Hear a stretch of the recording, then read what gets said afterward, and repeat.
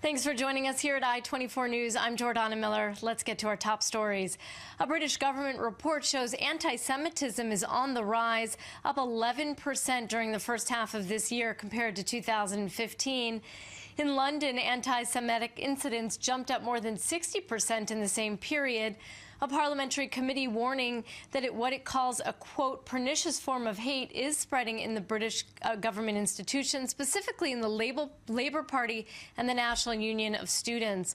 Lawmakers are calling on political leaders to adopt a definition of anti-Semitism that promotes what they call a zero-tolerance approach, but which still allows free speech on Israel and the Palestinian issue. Joining me via Skype is our reporter in London, Jonathan Sacerdoti. Jonathan, thanks for joining me. The Labour Party, headed by Jeremy Corbyn, was cited in this report as showing what they call demonstrable incompetence in addressing anti-Semitism. Do you think this report will change anything?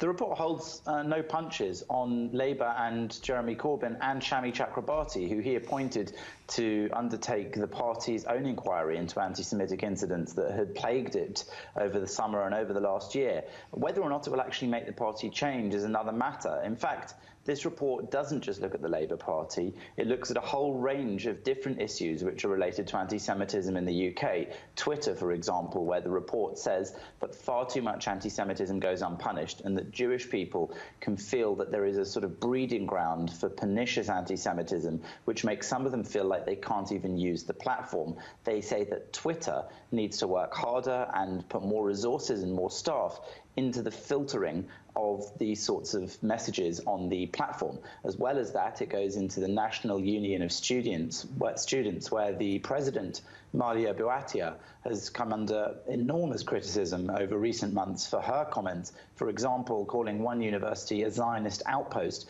because it has a large Jewish society. So all of these issues, which have been familiar to Jewish people for some time, are coming under criticism within the report, which is a very important report, coming as it does from the Home Affairs Select Committee.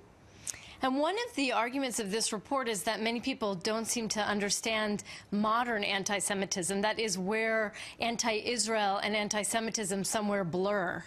The lines get blurred. That's right. So one of the key recommendations of the report is, in fact, that there should be an adoption of a definitive definition of anti-Semitism so that those sorts of debates can be put aside and the important work of trying to counter the anti-Semitism can instead be the focus of people's progress in this area. And they suggest a definition which is rather widely accepted. It's one that's based on the EUMC working definition of anti-Semitism. Now, there's a lot of jargon involved in this. The EUMC doesn't exist anymore. It was a European Union body. It's now called the FRA. They haven't actually carried on with their working definition, which wasn't an accepted definition.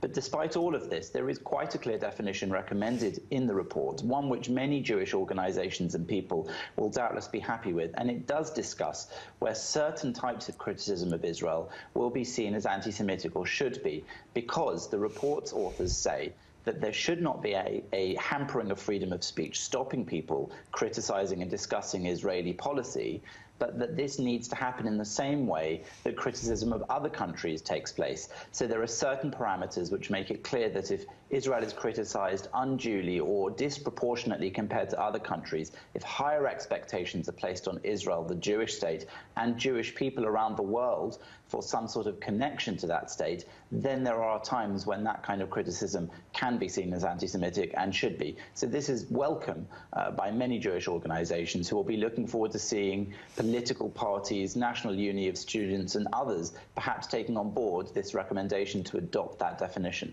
Thank you so much, Jonathan Sacerdoti, our reporter there in London.